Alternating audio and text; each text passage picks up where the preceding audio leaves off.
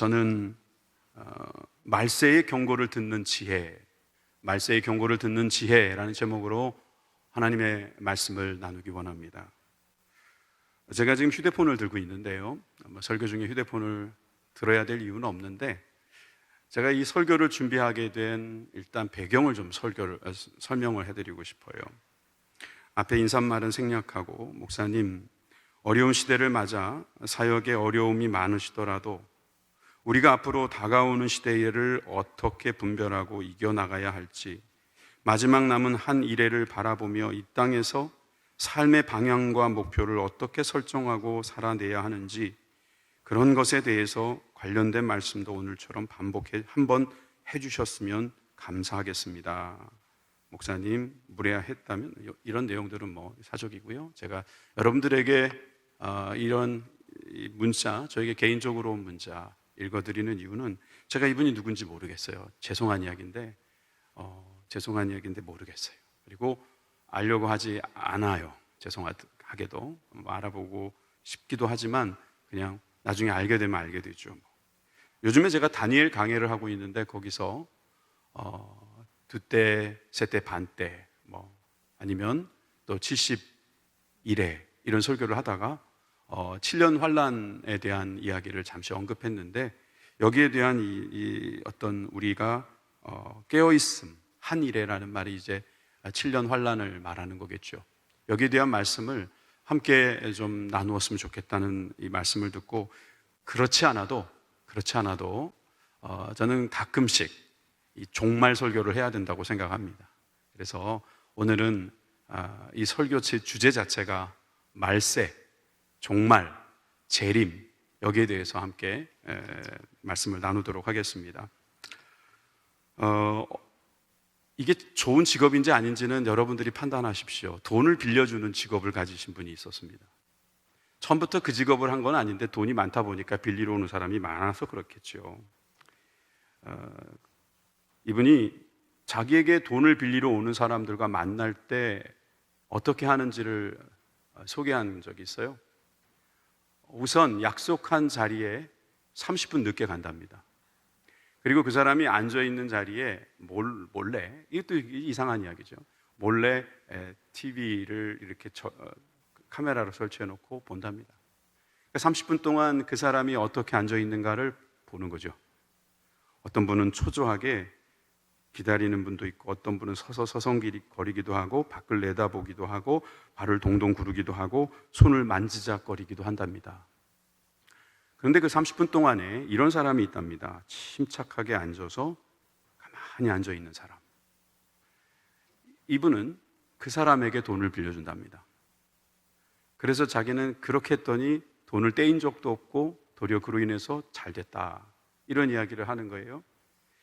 사실 이런 어떤 방법의 논란, 이것을 일단 접어놓고 여기서 한 가지 얻을 수 있는 것은, 사람을 볼 때 그 사람의 태도가 어떠냐를 본다는 게 참 어쩔 수 없는 이 모습이 아닌가 싶습니다. 사람이 어떤 문제를 당면했을 때 어떤 자세를 취하느냐, 이게 매우 중요하다는 말씀을 드리고 싶습니다. 나인홀드 리버라고 하는 그 석학이 있는데, 이분이 쓴 기도문에 이런 글이 있어요. 이전에도 한번 소개했습니다. 고칠 수 있는 것에 대해서는 그것을 고칠 수 있는 용기를 주시고, 고칠 수 없는 것에 대해서는 그것을 받아들일 수 있는 냉정함을 주시옵소서. 그리고 고칠 수 있는 것과 고칠 수 없는 것을 식별하는 지혜를 주옵소서. 여러분, 저는 침착성, 용기, 지혜, 이런 것이 다 모여져서 그 사람에게 정말 하나님이 주실 수 있는 은혜가 내려진다고 믿게 됩니다. 하면 된다, 안 되면 되게 하라, 이렇게 무조건 밀어붙일 것만이 아니라, 우리가 어떠한 마음을 가지고 어떠한 생각을 가지고 접근하는가, 어떠한 태도로 하는가를 더 생각하면 어려운 일도 쉽게 풀리고 또 금방 해결되는 것 볼 수 있을 겁니다. 사람들이 인생을 살면서 하나님의 뜻이 무엇인지를 깨닫기를 많이 원하는데, 여러분, 그것도 지혜를 얻게 되면 쉽게 깨닫잖아요. 하나님께서 말씀하시는데 그 말씀을 깨닫지 못하는 것은 지혜가 부족해서 깨닫지 못할 때가 많습니다. 그러니까 오늘 제가 이렇게 거창한 이야기로 여러분들에게 이 말씀을 한번 시작하자고 하는 이유는 우리의 태도가 결국 지혜로 넘어간다는 것을 생각하면서 오늘 이 말씀을 보자 하는 말씀입니다. 오늘 읽었던 본문을 한번 볼 텐데 먼저 1절의 말씀을 먼저 읽도록 하겠습니다. 내가 이것을 알라. 말세에 고통하는 때가 이르리니. 여기서 말세라는 말은 어떤 뜻입니까? 대부분 이 말세라는 것에 대해서 잘못 생각하는데요. 사전엔 저렇게 돼 있어요. 예수님이 탄생한 때부터 재림할 때까지의 세상이라고요. 여러분, 표준 국어 대사전에서도 저렇게 돼 있어요. 물론 저기에는 개신교에서 저렇게 쓴다라고 하는 용법으로 소개된 글이긴 합니다만은 맞는 말입니다. 말세라는 것은 예수님이 탄생한 이후부터 지금까지, 그러니까 말세가 지금 2000년이 넘어가고 있는 겁니다. 말세. 지금도 말세지만 예수님이 탄생하시고 제자들도 말세를 살았고 그 말세가 지금까지 계속됩니다. 언제 말세가 끝납니까? 재림하셔야 끝나는 것입니다. 여러분, 이 말세는 여러분들이 이렇게 꼭 기억하십시오. 성경에 말세라는 말이 나오면 예수님이 탄생하신 때부터 재림할 때까지구나. 이렇게 생각해야 오해도 없고 여러분 이단들에게 속아 넘어가지 않습니다. 그리고 말세라는 단어와 함께 우린 종말이라는 단어도 한번 생각해 보십시다. 종말은 무슨 뜻일까요? 사전엔 이렇게 표현합니다. 계속된 일이나 현상의 맨 끝. 이건 종교 용어가 아니에요. 그냥 종말, 마지막을 말하는 거예요. 이제 종말이 다가오고 있습니다. 이렇게 말할 수 있는 거죠. 주님께서 오실 날이 얼마 남지 않았다. 종말이다 이 말이죠. 그래서 여러분, 우리가 말세, 종말 이렇게 막 번갈아서 쓰지만 세부적으로 이렇게 우리가 구분해서 우리 순복음부총회 성도님들은 다 구분해서 쓰실 거라고 생각하겠습니다. 그래서 저는 오늘 제목에도 나와 있듯이 이 말세를 우리가 깨달아야 되는데 그 말세 경고를 듣는 지혜 두 가지를 생각해 보도록 하겠습니다. 첫째는 말세의 징조입니다. 말세의 징조, 성경에 나오는 말세의 징조에 대해서 우리가 볼게요. 여러분 다 아신다고 생각하시겠지만 또 막상 말해보라면 말세의 징조가 뭡니까? 그러면 또 말 못하잖아요. 그죠? 그게 어려운 거예요. 그러니까 오늘 한번 정리해 보시는 걸로 하시죠. 우선 말세는 징조가 있습니다. 분명히 징조가 있습니다. 우선 누가복음 21장 11절을 보십시오. 곳곳에 큰 지진과 기근과 전염병이 있겠고 또 무서운 일과 하늘로부터 큰 징조들이 있으리라. 여러분, 지진, 기근, 전염병, 우리가 상상할 수 없는 무서운 일, 그리고 하늘이라고 하는 지역까지 이야기하면서 큰 징조들이 있을 것이다. 다시 말해서 우리가 알 수 있게 해주시겠다 이 말이에요. 감사한 일 아닙니까? 감사한 일입니다. 우리는 저것을 알고 있고 저 징조를 보기 때문에, 징조를 알고 있기 때문에 저런 현상이 나타나면 주님 곧 오시겠구나. 그렇게 생각해야 됩니다. 저렇게 말씀하셨는데도 난 몰랐어요 라고 말씀하시면 성경을 너무 무시하신 거가 되는 거죠. 누가복음 21장 11절에 나오는 저 지진, 기근, 전염병, 요즘 전염병이 꼭 있어서 라기보다는 여러분 저렇게 우리가 감당할 수 없는 일들이 벌어질 때 우리는 두려운 마음으로 우리의 마지막 시간들을 정리해야 될 것입니다. 마가복음 13장에 가보면 예수님께서 종말에 대한 말씀을 하시는 내용이 본격적으로 나옵니다. 왜냐하면 제자들이 물어봅니다. 제자들이 때가 언제입니까? 라고 이제 물어보는 것과 동시에 이제 징조가 있지 않겠습니까? 그런 말씀을 물어보게 되죠. 한번 같이 볼까요? 마가복음 13장 4절에서 6절 말씀입니다. 우리에게 이르소서, 제자들이 말입니다. 어느 때에 이런 일이 있겠사오며 이 모든 일이 이루려 할 때에 무슨 징조가 있사오리까? 아까 읽었던 것은 이제 한참 후의 내용인데 지금 제자들은 그 징조에 대해서 구체적으로 묻기 시작합니다. 예수님께서 이르시되 너희가 사람의 미혹을 받지 않도록 주의하라. 많은 사람이 내 이름으로 와서 이르되 내가 그로라 하여 많은 사람들을 미혹해 하리라. 이것은 쉽게 말해서 이단이 범람한다 이 말입니다. 이단이. 그러니까 이단이 많아지면 이게 징조예요, 징조. 요즘 우리나라가 소위 자기가 그리스도라고 말하는 사람이 수백 명이라고 말하고 있습니다. 미혹하는 자들이 나타난다. 이건 분명한 징조예요. 이 징조를 깨닫고 우리는 빨리 정신 차려야 되는 거죠. 이것이 중요하다 보니까 같은 장 21절에서 또 한 번 반복합니다. 21절, 22절에 보니까 그때의 사람이 너에게 말하되 보라, 그리스도가 여기 있다, 보라, 저기 있다 하여도 믿지 말라. 거짓 그리스도들과 거짓 선지자들이 일어나서 이적과 기사를 행하여 할 수만 있으면 택하신 백성을 미혹해 하려 하리라. 여러분, 징조의 첫 번째는 저렇게 미혹하는 영들이 실제로 능력도 나타내면서 미혹한다. 누구를 미혹하냐면 택한 백성들을 미혹한다. 2000년 전 예수님께서 직접 하신 말씀입니다. 마치 요즘을 알고나 계신 듯이 미혹하는 자들이 나타나서 어떻게 해서든지 꿰어내겠다, 그렇게 한다는 거죠. 이 영적인 징조를 여러분 우리는 알아야 합니다. 또한 두 번째는 아까도 보았던 누가복음 21장에서도 보았던 자연적인 재해가 나타난다고 13장에 나와 있어요. 7절하고 8절 말씀입니다. 난리와 난리 소문을 들을 때에 두려워 말라. 이런 일이 있어야 하되 끝은 아직 아니니라. 민족이 민족을, 나라가 나라를 대적하여 일어나겠고 처처에 지진이 있으며 기근이 있으리니 이는 재난의 시작이니라. 지금 인도하고 중국하고 싸우죠. 전 세계에서 가장 인구가 많은 나라입니다.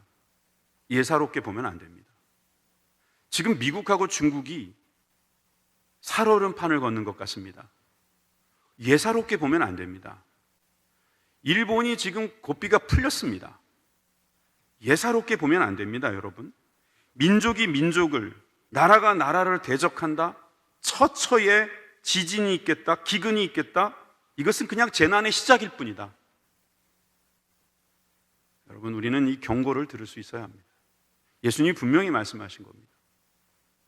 스가랴 14장 13절에 보면 예수님이 이런 예언을 하실 거라고 예언된 말이 있어요. 그날에, 여기서 말하는 그날이라는 것은 말세를 말하는 거죠. 여호와께서 그들로 크게 요란케 하시리니 피차 손으로 붙잡으며 피차 손으로 들어 칠 것이다. 서로 치고박는 그런 날이 올 것이다. 여러분, 싸움, 전쟁, 이것은 말세의 징조입니다. 종말이 오면 이것이 더 강해지겠죠. 두 번째는 자연적 재해라고 제가 말씀드리겠습니다. 세 번째는 그리스도인들의 핍박입니다. 예수님께서 이 13장에서 말씀하신 내용에도 보면 그 핍박의 내용이 나옵니다. 12절 13절 말씀 우리 한 목소리로 같이 읽어볼까요? 시작. 형제가 형제를, 아비가 자식을 죽는 데 내어주며 자식들이 부모를 대적하여 죽게 하리라. 또 너희가 내 이름을 인하여 모든 사람에게 미움을 받을 것이나 나중까지 견디는 자는 구원을 얻으리라. 아멘. 형제가 형제를, 또 자식이, 아비가 자식을 죽는 데다 내어줄 정도면 일단 인간 이 존엄에 대한 말살, 또 우리들이 가지고 있는 그 본능조차도 다 깨지는 그런 상황을 말씀드릴 수 있겠고, 또 무엇보다도 핍박이 예상되어져 있다는 거예요. 그리스도인들이 핍박을 받기 시작하면 그때가 바로 말세다, 이렇게 봐야 합니다. 핍박을 받는다, 이 말을 우리가 쉽게 생각하면 그냥 안 좋게 본다, 이런 뜻도 되겠지만 급기야는 우리가 미워한다, 미워하면 죽일 수도 있습니다. 사실 우리가 미워하는 것부터 해서 죽이는 것이죠. 그냥 우연히 그렇게 사람을 죽일 사람은 거의 없습니다. 미움이 쌓이고 쌓이다 보면 그런 일들이 있게 되는데, 여러분, 이 말세의 징조 중에 하나가 바로 그리스도인들을 미워한다는 것입니다. 이 징조만 보더라도 이미 지금이 말세가 아닌가 하는 생각이 듭니다. 예수님께서 말씀하신 이 마가복음의 이 징조는 거시적인 징조라고 볼 수 있어요. 그런데 오늘 읽었던 본문은 아주 미시적인 징조입니다. 다시 말해서 매우 세분화된 내용들도 포함되고 있다는 거예요. 그것도 한번 읽어보겠습니다. 디모데후서 3장 1절에서 2절 말씀입니다. 내가 이것을 알라 말세에 고통하는 때가 이르리니. 여러분 다시 보십시오. 고통하는 때가 온다는 거예요. 말세는 고통하는 때다. 그래서 어떤 고통이 있는 거냐 하면 사람들이 자기를 사랑하며 돈을 사랑하며 자긍하며 교만하며 회방하며 부모를 거역하며 감사치 아니하며 거룩하지 아니하며, 여기서 보이는 몇 가지만 보더라도 여러분 지금 우리들 가운데 많이 일어나고 있는 일 아닙니까? 2000년 전에도 저런 일이 있었겠지요, 목사님. 예, 그랬겠죠. 그런데 제가 사는 이 짧은 인생 속에서도 저는 점점 더 심해지는 것을 느끼는 건 저만의 생각이겠습니까? 여러분, 자기를 사랑한다, 돈을 사랑한다, 이 많은 19가지 내용 중에서 저는 사랑하는 이야기만 좀 오늘 정리해 볼게요. 특징이 뭐냐면 자기를 사랑한대요. 자기 애가 뭐가 나쁜 일이겠어요? 자기를 잘 존중하지 못한 사람이 어떻게 남도 존중하겠어요? 사실 프라이드 같은 게 있어야죠. 자존감이라는 게 없으면요, 사람들이 매우 병들어 버립니다. 그런데 여기서 말하는 자기 애는 그게 아닙니다. 자기를 사랑한다는 것은 이기적인 것을 이야기하는 거예요. 남들은 아랑곳하지 않은 거예요. 남들은 괜찮아. 나만 괜찮으면 돼. 우리 교인들은 정말 참 사랑이 많으세요. 그래서 이 마스크 다 쓰시잖아요. 근데 어디 가보면 마스크 안 써요. 저 사람도 안 쓰는데 내가 왜 쓰냐 이거죠. 우리가 왜 마스크를 씁니까? 내가 안 당하려고 쓰는 거예요? 아니죠. 이 코로나 시대에는 우리가 그런 생각을 하지 않습니다. 내가 남에게 피해를 주지 않으려고 쓰는 거예요. 어떤 나라를 굳이 말할 필요는 없겠지만 너무 자기 생각만 하는 사람들이 많아요. 그런 사람들이 점점점 많아지고 있다는 것, 이것이 한 가지 제가 시간이 없어서 자기 사랑, 자기에 대한 사랑이 이 강해지고 있다는 것에 대해서는 제가 강조 안 하겠습니다. 그러나 여러분들이 개별적으로 한번 생각해 보세요. 요즘 내 주위에 자기를 사랑하는 사람이 점점 많아지고 있지 않은가? 예전에는 좀 희생하는 사람들도 있었고, 예전에는 좀 양보하는 사람도 있었고, 예전에는 좀 유보하는 분들도 있었는데 자기 사랑이 점점점 차올라가고 있다는 거 저도 느낍니다. 돈을 사랑한답니다. 말세의 징조는 돈을 사랑한대요. 돈을. 예전에도 돈 좋아했죠. 돈이 이게 만몬으로 우리가 우상으로 생각하잖아요. 근데 이 돈을 사랑하다 보니까 자긍해지고 교만해지고 회방하고, 이따도 말씀드리겠지만 부모님까지 거역하고, 여러분 이런 것들이 어떻게 보면 돈하고 연관된 일들이 많더라고요. 감사치 못합니다. 거룩하지 못합니다. 여러분, 이게 다 돈 사랑, 자기 사랑 아닙니까? 자기 사랑과 돈 사랑이 점점 많아지는 시대가 오면 이거 말세가 됐구나, 말세구나, 점점점 주님 오실 날이 다가오는구나, 이렇게 생각해야 된다는 거예요. 그리고 3절에서 4절 말씀에도 계속해서 또 한 가지 사랑이 나옵니다. 한번 같이 볼까요? 디모데후서 3장 3절에서 4절 말씀입니다. 무정하며 원통함을 풀지 아니하며 참소하며 절제하지 못하며 사나우며 선한 것을 좋아하지 아니하며 배반하며 팔며 조급하며 자고하며 쾌락을 사랑한다. 쾌락사랑, 이 쾌락사랑이 얼마나 크냐 하면 하나님 사랑하는 것보다 더 크대요. 하나님 사랑하는 사람들도 어느새 쾌락을 사랑하고 있는 모습이 있다. 여러분, 이 모든 것이, 이 세 가지 사랑이 하나님 사랑보다 크면 이건 말세의 징조입니다. 여러분, 멀리 볼 필요 없이 그냥 자신도 한번 볼까요? 내 스스로를 한번 보는 겁니다. 나에 대한 사랑, 또 돈에 대한 사랑, 또 쾌락에 대한 사랑이 하나님에 대한 사랑보다 커지고 있으면 이건 말세예요. 이 말세를 우리가 모른다는 것은 말도 안 되는 겁니다. 그래서 주님께서 우리를 너무나 사랑하셔서 말세의 징조를 우리에게 가르쳐 주셨고, 이것이 보이면 정신 바짝 차리라는 거예요. 이건 사랑하니까 알려주는 거예요, 여러분. 사랑하지 않는 사람에게는 그럴 필요가 없죠. 그냥 오시면 되는 거죠. 여러분, 근본적으로 이런 개념입니다. 주님이 초림하셨을 때는 2000년 전에 오셨어요. 그때는 정말 그냥 몇 사람을 위해서 오신 것처럼 몇 사람만 환영했고 몇 사람만 알았어요. 그런데 이제 다시 오실 때는요, 모든 사람이 보게 하신다고 말씀하셨어요. 구름 타고 오신다는 내용이 그런 내용입니다. 예수님이 오시는 내용을 모든 인류가 알면서 이때는 오실 때는 심판하러 오시는 것입니다. 심판하러 오실 때는 그때처럼 우리를 구원하시기 위해서 어린 양과 같이 돌아가시기 위해서 오시는 것이 아니라 이번에 재림하실 주님은 심판주로 오시는 분이기 때문에 여러분, 우리에게 가르쳐 주신 거예요. 여러분, 우리는 감사할 수 있어야 합니다. 우리는 이 내용을 잊지 말아야 합니다. 그래서 오늘 읽었던 이 내용의 5절에 보면 이 모든 것들의 정리판이 나옵니다. 정리. 경건의 모양은 있으나 경건의 능력을 부인하는 자다. 이 앞에 있는 모든 것들이 경건의 겉모양은 번지르르하게 갖고 있지만 경건의 알맹이, 경건의 능력, 경건의 열매들은 없다. 이렇게 되면 이때는 말세고, 이 말세에 해결해야 될 내용에 대해서 오늘 우리에게 말씀해 주고 계신 거예요. 여러분, 7년 환란이 곧 올 겁니다.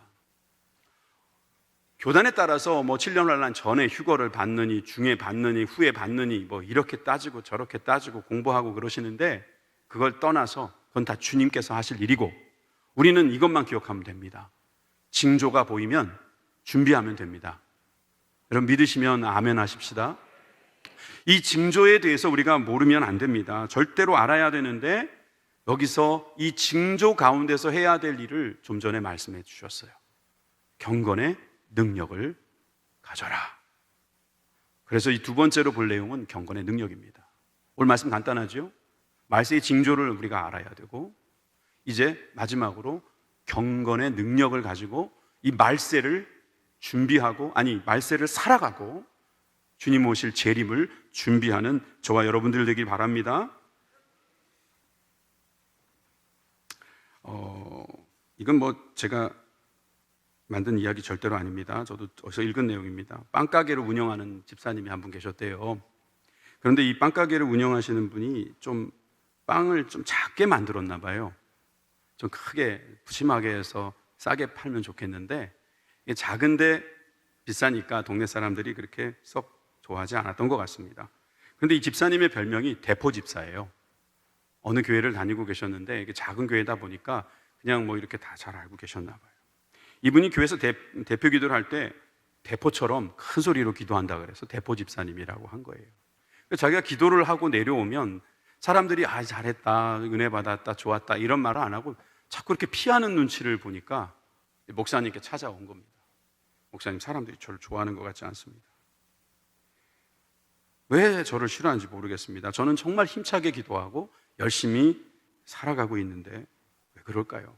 목사님이 그 얘기를 딱 듣고 그 대포 집사님한테 이렇게 조언을 하는 겁니다. 집사님, 기도 소리는 줄이고 대신 빵의 크기를 늘리세요.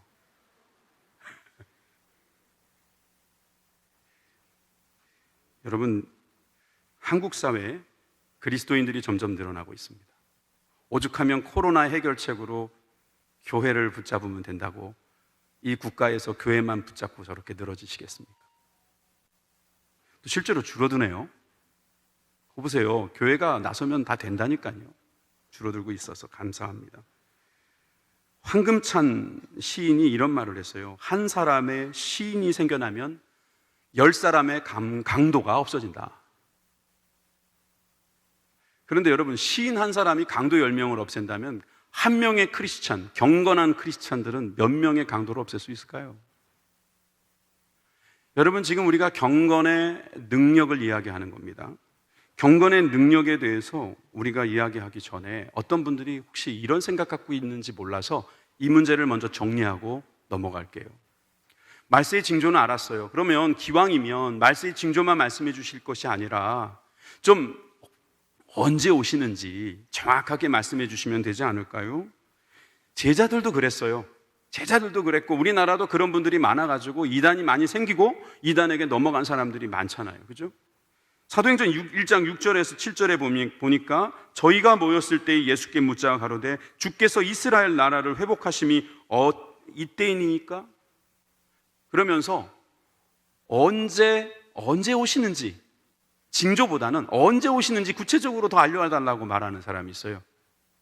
여러분, 신앙생활하면서 내가 교회도 다니고 내가 교회를 이렇게 열심히 다니면 주님께서 좀 알려주시면 얼마나 좋을까? 주님께서 나한테만 좀 특별히 가르쳐 주시면 얼마나 좋을까? 그런 생각을 하기 쉽습니다. 여러분, 나는 열심히 산다고 하면서 다른 사람이 자기한테 왜 그렇게 하는지 모를 때는 자신이 하고 있는 생각이 맞는지 틀리는지 생각해 봐야 합니다.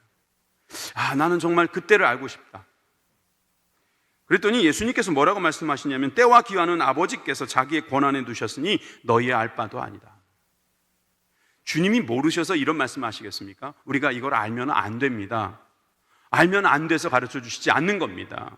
여러분, 이거 알면 우리는 경건한 삶이 아니라 기회를 노리는 삶이 될 것입니다. 10년 후에 오신다고요? 9년 동안은 열심히 놀다가 나머지 1년 남았을 때 다 갖다 바치고 주님, 제가 여기 있습니다. 나를 써주십시오. 나를 구원해 주십시오. 그러고도 남을 인간이 바로 여기 있습니다. 여러분, 우리는 기한에 대한 관심을 갖지 말고 경건에 대한 관심을 가져야 합니다. 그것에 대한 관심을 갖고 있는 사람은 주님이 아무리 급하게 오셔도 걱정을 안 해도 됩니다. 주님은 분명히 급하게 오신다고 그랬어요. 요한계시록 16장 15절에 봅니다. 보라, 내가 도적같이 오리니 누구든지 깨어 자기 옷을 지켜 벌거벗고 다니지 아니하며 자기의 부끄러움을 보이지 아니하는 자가 복이 있도다. 어떻게 하면 부끄럽지 않을까에 대해서 여러분 연구하십시오. 도적같이 오실 거니까 언제 오실지를 기다리는 것은 무의미합니다. 베드로후서 3장 10절입니다. 다른 책이죠. 여기서도 비슷한 말씀이 나오죠. 그러나 주의 날이 도적같이 오리니 그날에는 하늘의 큰 소리로 떠나가고 체질이 뜨거운 불에 풀어지고 땅과 그 중에 있는 모든 일이 드러나리라. 여기서 드러난다는 말은 부끄러움을 당하게 된다, 이 말하고 비슷한 말이 되는 거죠. 기한에 대한 관심, 기회주의자 되지 마시고 경건에 대한 관심, 경건한 하나님의 백성들이 되기를 주님의 이름으로 축원합니다. 예수님께서 직접 하신 말씀을 또 듣습니다. 마태복음 24장의 말씀에 보니까 이런 말씀이 있습니다. 노아의 때와 같이 인자의 임함도 그러하리라. 홍수전에는 노아가 방주에 들어가던 날까지 사람들이 먹고 마시고 장가들고 시집가고 있으면서 홍수가 나서 저희를 다 멸하기까지 깨닫지 못하였으니 인자의 임함도 이와 같으리라. 7년 환란이 내년부터 시작될지, 지금 시작된 건지, 이제 1년밖에 안 남았는지, 우리는 거기에 대한 관심보다 주님이 오셨을 때 우리가 먹고 마시고 장가들고 시집가고 있으면서 깨닫지 못하는 일이 없도록 해야 될 건 해야 되죠. 우리가 일상을 안 할 수는 없습니다. 일상생활 해야 됩니다. 하면서도 주님이 오셨을 때 주님 오셨구나 알 수 있는 마음, 이게 더 중요한 거예요. 그게 바로 경건입니다. 여러분, 이 경건 다시 한번 보십시오. 3장 15절에 보면 경건의 모양은 있으나 능력은 부인한다 그랬어요. 여기에 문제되는 이 경건이라는 말은 있잖아요. 유세비오스라는 그런 어떤 헬라어입니다. 근데 이 말에 대한 걸 제가 해석을 해보니까 유라는 말은 좋다 이런 말이에요. 유한겔리온, 복음이잖아요. 좋은 소식. 유는 좋은 소식. 유씨는 좋겠어요? 다 좋은 분들이라. 네.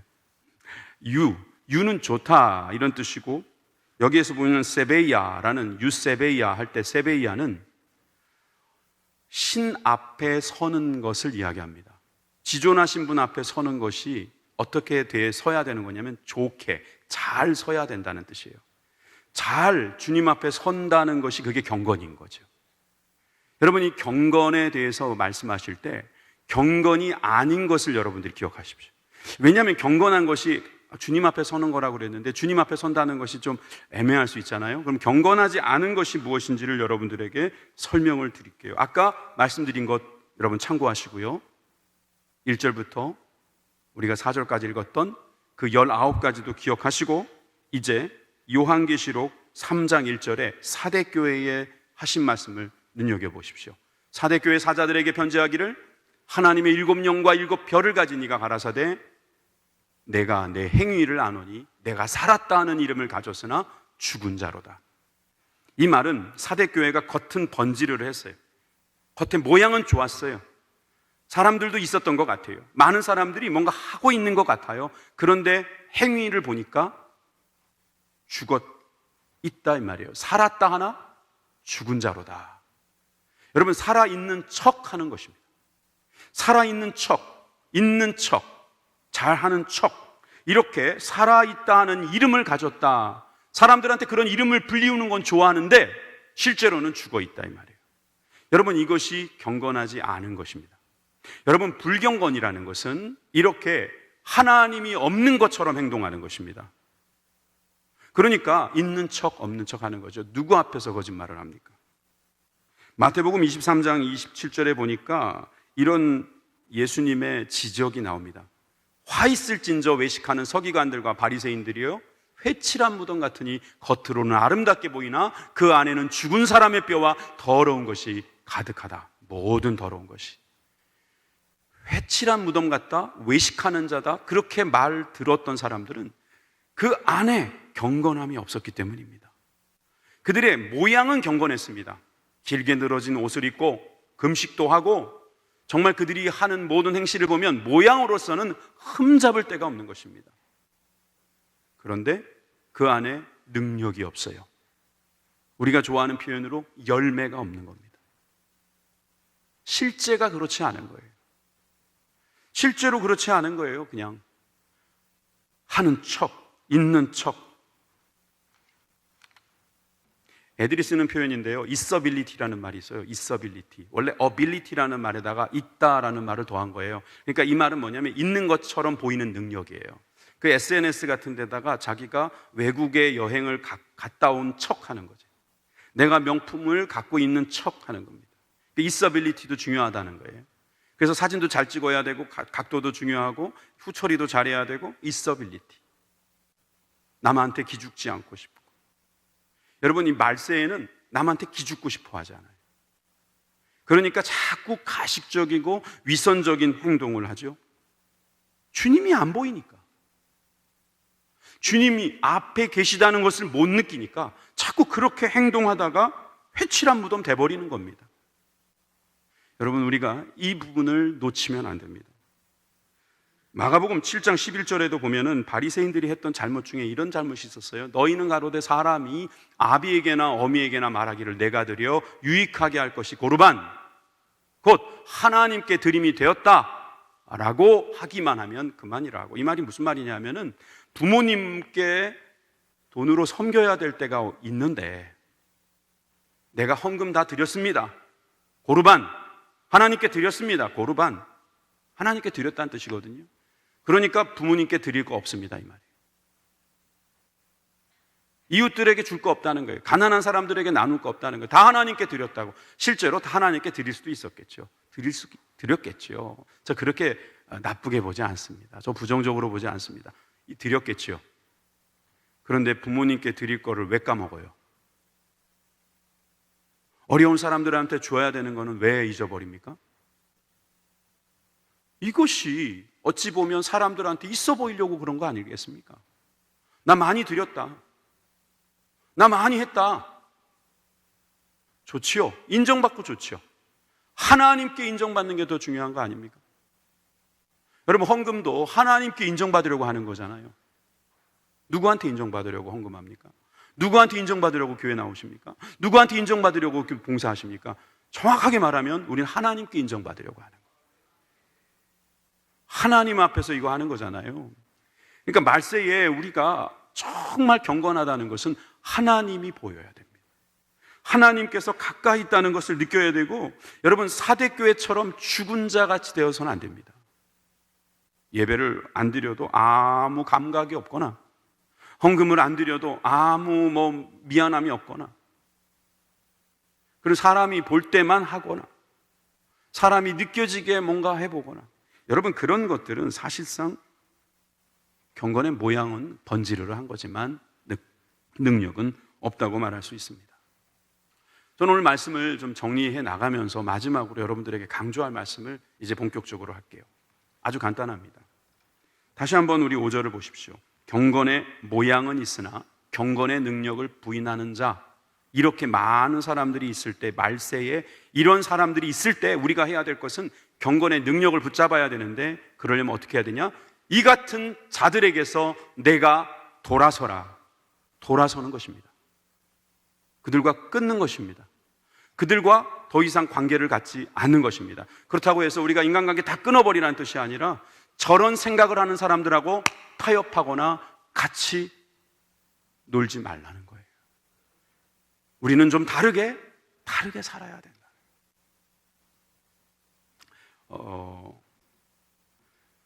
여러분, 제가 그 월요일 날 저녁에 이렇게 TV를 좀 봤어요.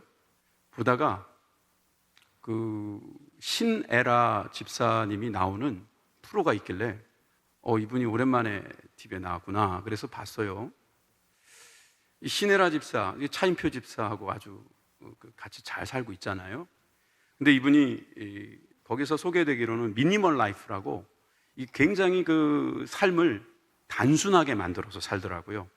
집에 있는 것들을 아주 최소한으로 만들어서. 그리고 같이 출연하는 박나래라고 하는 한 그 개그맨은 반대의 성향을 갖고 있어요. 그냥 뭐든지 막 사고, 뭐든지 막 나누고, 막 베풀고, 그러니까 요란하고 막 그래요. 그래서 완전히 반대의 성격을 갖고 있는 두 사람이 나와서 소위 정리를 해주러 다니는 거예요. 보신 분들도 있겠지만 못 보신 분들을 위해서 조금만 더 설명할게요. 그러니까 집안에 가서 정리를 해주는데, 정리하는 방법이 이렇습니다. 박스를 2개를 갖다 놓는 거예요. 그림도 보여드릴 수 있어요. 박스에 필요한 박스, 그래서 필요 박스라고 하고, 또 욕구 박스라는 것도 하나 만들어줘요. 그래서 옷을 예를 들어서 이 옷이 정말 필요한 옷이냐? 그러면 필요 박스에다 집어넣습니다. 그런데 이것은 그냥 내가 욕구라고 하면 욕구 박스에 넣는 거죠. 그러면 필요 박스, 욕구 박스로 나누어지게 되겠죠? 그런데 그런 자리에서도 약간 갈등이 있었어요. 언젠간 입겠지 하고 놔두는 게 있더라는 거죠. 그러면 그런 거는 안 입는 거니까, 최근에 안 입은 건 안 입는 거니까 그냥 욕구 박스에 넣어버리고, 그럼 욕구 박스는 버리느냐? 아니죠. 필요한 사람들에게 줘버리는 거예요. 필요한 사람에게 그것을 담아서 선물로 주거나 쓰라고 주면 많이들 가져갈 거라는 거죠. 그 욕구 박스에 담은 것은 팬들에게, 필요 박스는 다시 정리를 하는 쪽으로 들어간다는 거예요. 여러분, 우리도 한번 정리를 해볼까요? 여러분, 이제 주님 곧 오십니다. 주님 곧 오셔서 우리를 부르실 때 우리가 주렁주렁 뭐 매달고 그것 때문에 우리가 못 올라간다면 이건 말도 안 되는 거 아닙니까? 이게 경건하게 주님 앞에서 정말 주님, 제가 주님의 종입니다, 주님의 백성입니다, 이렇게 말하고 싶다면 정리해야 됩니다. 여러분들의 욕구 박스에 집어넣어야 될 거 없으십니까? 저도 정리가 잘 안 되는 사람이에요. 저 책 욕심이 굉장히 많아요. 책을 그냥 막 쌓아놓고 몇 페이지 읽고 넣어놓고 또 몇 페이지 읽고 넣어놓고 그런 것도 많아가지고 책이 많습니다. 필요한 사람에게 줘야 될 것 같아요. 여러분, 필요 박스, 욕구 박스가 있다면 여러분 어디다 넣어놓겠어요? 여러분 어디다 여러분들이 그렇게 소중하게 여기는 것을 넣으셔야 될지 한번 생각해 보십시오. 도움을 드리겠습니다. 요한계시록 22장 20절의 말씀에 이것들을 증거하신 이가 가라사대 내가 진실로 속히 오리라. 곧 오십니다.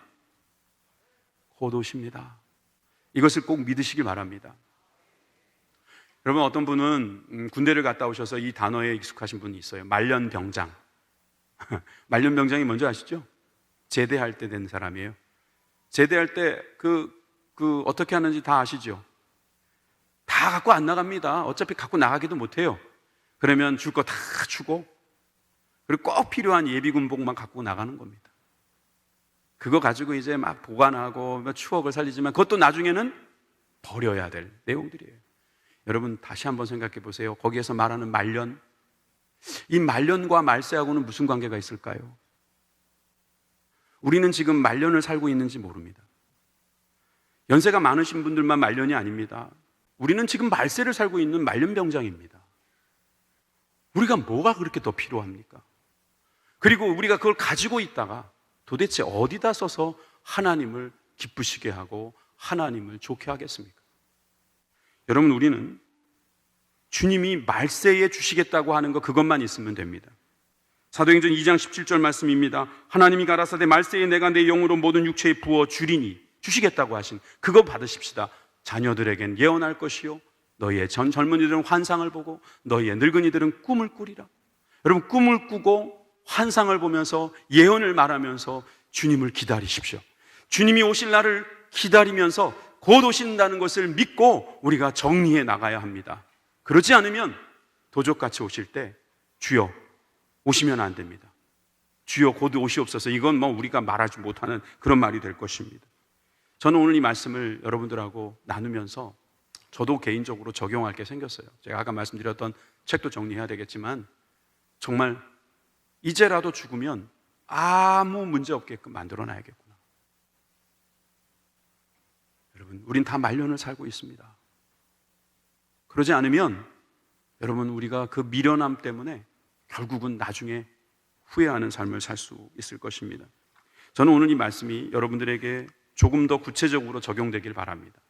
정말 신앙을 갖고 살아간다, 좋은 내용이고 우리가 항상 주님 곧 오시겠지 그렇게 다들 말로는 그렇게 하죠. 여러분, 우주적 종말이라고 지금 말씀드린 것은 이제 우주적 종말에 가까운 말씀입니다. 그러나 개인적 종말, 우린 누구나 개인적 종말이 언제 올지 모르고 살아가고 있습니다. 우주적 종말이든 개인적 종말이든 그 종말이 다가오고 이 말세를 살아가고 있는 우리들에게 하나님은 항상 우리에게 경고해 주십니다. 그래서 오늘 읽었던 디모데후서 3장 후미에 보면 3장 16절 거기에 보니까 모든 성경은 주님께서 우리에게 유익을 주려고 하신 말씀이라고 기록되어 있습니다. 모든 성경은 하나님의 감동으로 된 것으로 교훈과 책망과 바르게 함과 의로 교육하기에 유익하니, 여러분, 이런 말씀이 있는 사람은 이 경고를 제대로 듣고 지혜롭게 준비하게 될 것입니다. 이 시간 잠시 우리가 찬양을 하나 부를 건데요. 여러분, 찬양을 부르는데 여러분들은 모르는 찬양일 것 같아요. 여기서 한 서너 분만 알 것 같아요. 제가 한번 용기를 내서 불러볼게요. 우리 도와주실 거라고 생각하고요. 반주자하고도 안 맞춰봤네요. 시간이 없었어요. 그리고 요즘에 연습도 못하게 해요. 정부에서. 그래가지고 연습도 못했어요. 그렇지만 한번 제가 이 곡을 여러분들하고 나누고 싶은 이유는 여러분들이 금방 배울 거고 이 가사로 살았으면 좋겠어요. 기왕이면 찬송가로 좀 불렀으면 좋겠는데, 찬송가도 좋지만 이렇게 정말 가사가 우리들에게 꽂히는 게 있을 때는 성령님이 주시는 찬양이라고 저는 생각하거든요. 한번 같이 여러분들이 배워보시면서 또 여러분들도 불러보셨으면 좋겠습니다.